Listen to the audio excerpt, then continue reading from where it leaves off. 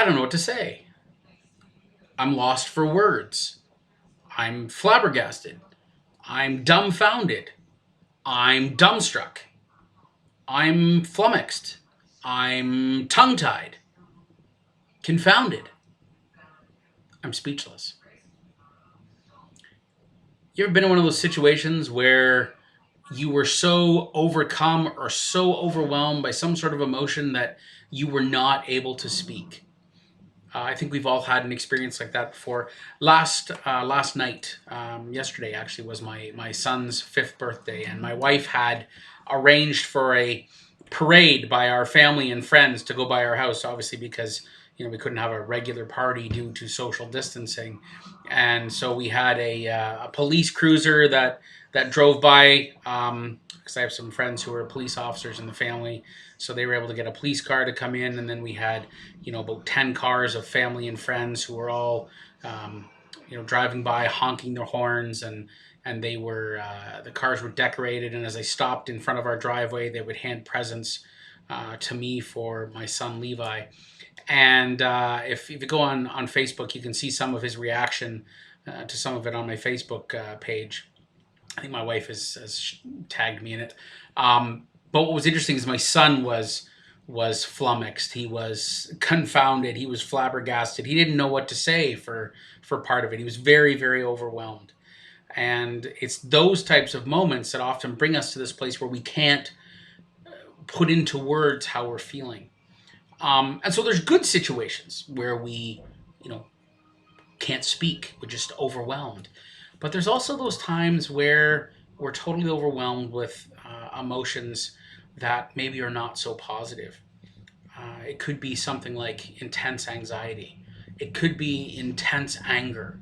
It could be a sense of hurt and pain that is so deep that our words can't communicate it. And I think that sometimes what happens is we try and we go to pray, and we go to talk to God, and we've all this emotion churning on the inside. It's gut wrenching.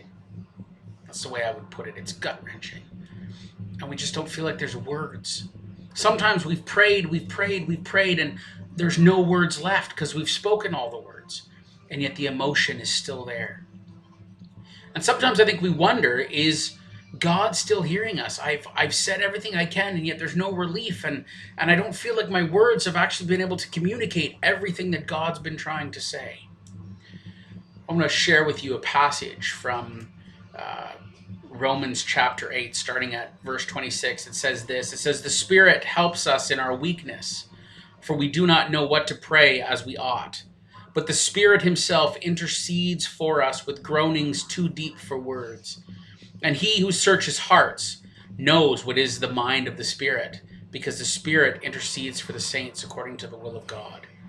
And we know that for those who love God, all things work together for good, for those who are called according to his purpose. I am thankful today that when I read the scriptures, I read this particular passage from Romans chapter 8, that Paul, the Apostle Paul, addresses those times when we're trying to pray, we're trying to speak to God about where we're at, and we don't know how. We're not able to pray as we ought because there's overwhelming emotion, and words cannot articulate, put into context how we feel. And yet, if you're a follower of Jesus, the word says that the Spirit of God who lives inside us intercedes for us with groanings that are too deep for words. That gives me comfort because I don't always know what to pray. And I don't always know how it is that I feel exactly. There's something there, but I can't get it out. It says that he who searches hearts knows what is the mind of the Spirit. He who searches hearts is Father God, and Father God knows the mind of the Spirit of God. And it's that Spirit of God that intercedes for us according to the will of God. So when we don't know what to pray, when we said all the words and we're asking God for something, we don't know what it is that we're asking him for, God knows our heart. And the Spirit of God in us knows the will of God. And that's what gets prayed for. So When you find yourself in those places where you're speechless, where you don't know what to say, where you're lost for words, where you're flabbergasted, dumbfounded, dumbstruck, flummoxed, tongue-tied, confounded, I want to remind you that the Spirit of God in you will pray exactly what needs to. Sometimes all that's going to come out is tears and blubbering, and that's totally okay, because the Spirit is praying on the inside to the Father, praying for a comfort, praying for a benefit, praying for what God has in store for us. That is a comforting fact.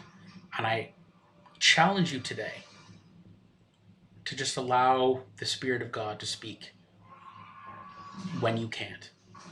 And know that God hears every word. Know that there's not one tear that falls that God is not aware of.